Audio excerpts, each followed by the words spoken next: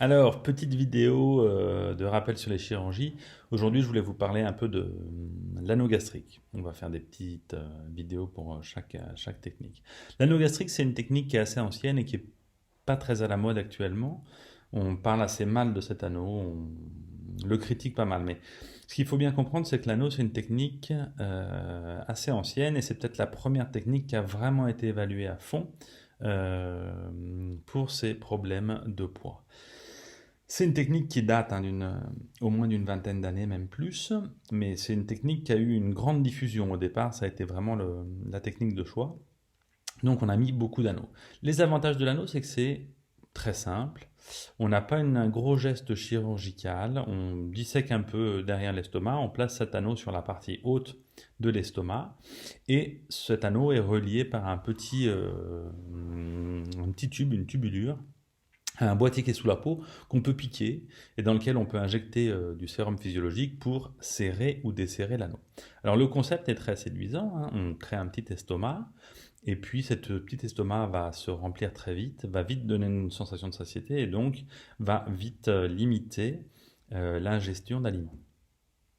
C'est beaucoup plus compliqué que ça en réalité et on voit que il y a plus vraisemblablement une stimulation des nerfs de la paroi de l'estomac. C'est surtout ça qui va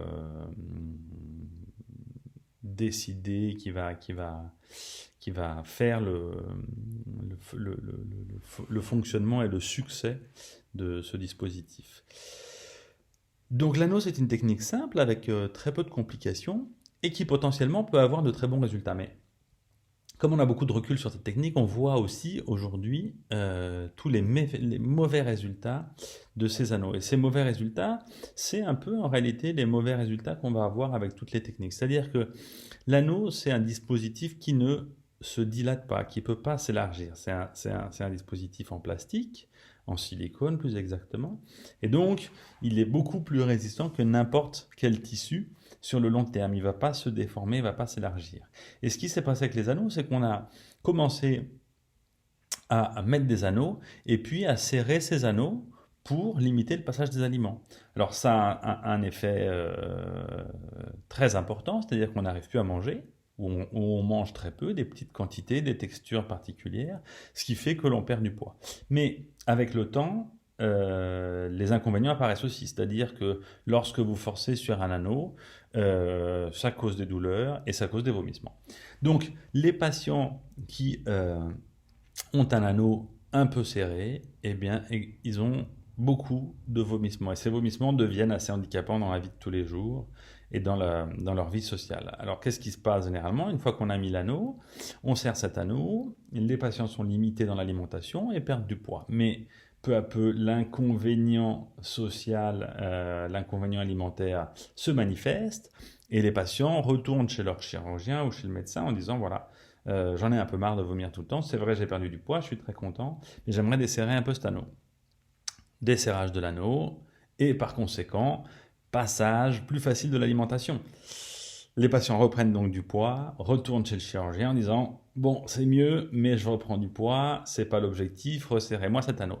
Et commence là un cercle vicieux où on serre, on dessert, on serre, on dessert. Ce qui fait que ça rend un peu fou les patients, ça rend un peu mécontent les médecins, et on critique beaucoup l'anneau en disant voilà, l'anneau c'est pourri, ça marche pas, c'est soit grande frustration, grande souffrance, soit reprise de poids. Alors, bien sûr, si on considère le fonctionnement de l'anneau comme ça, eh ben, c'est ce qui se passe. Nous, on préfère penser que les problèmes de poids, c'est jamais des problèmes alimentaires et c'est pas en régulant l'alimentation qu'on va réussir à obtenir des bons résultats sur le long terme.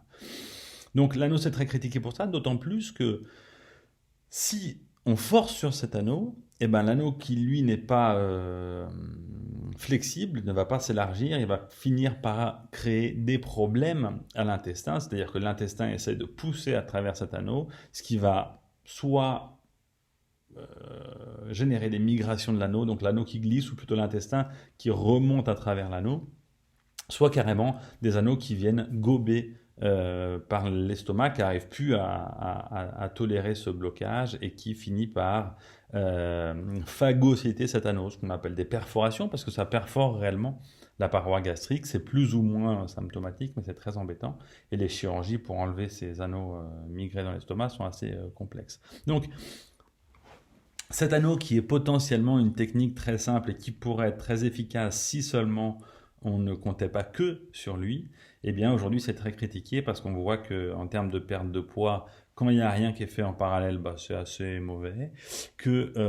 En termes de complications, on peut avoir des complications importantes et en termes de qualité de vie, ça peut réellement générer des ennuis non négligeables. Mais ce qu'il faut bien comprendre, c'est que cet anneau, c'est vraiment le prototype des chirurgies. C'est-à-dire que à partir du moment où on pense que la chirurgie est capable de modifier quelque chose, eh ben on se plante. La seule solution dans les troubles du comportement alimentaire, c'est apprendre aux patients à être les acteurs de leur modification. La chirurgie ne modifie pas les comportements alimentaires, ou en tout cas, dans la majorité des cas, ça ne marche pas.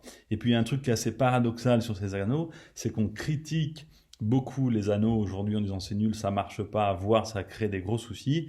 Et en parallèle, on se rend compte peu à peu que les sleeves et les bypass, bah, sur le long terme, ça marche pas très bien. Et il y a de plus en plus de propositions de certains chirurgiens de mettre sur les sleeves et sur les bypass d'emblée, c'est-à-dire directement quand on les crée, un anneau gastrique pour limiter les quantités. Donc voilà, c'est un peu le paradoxe de dire mais si on considère que c'est nul, on le met plus et c'est tout. Moi, je considère pas que c'est nul.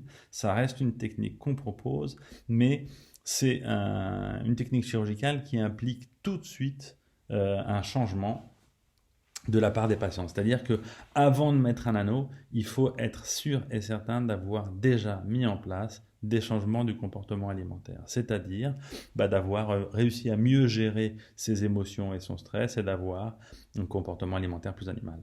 L'anneau ne fera pas beaucoup pour vous, sauf au prix de grandes souffrances. Voilà, ça c'est un peu les infos que je donne généralement sur les anneaux gastriques.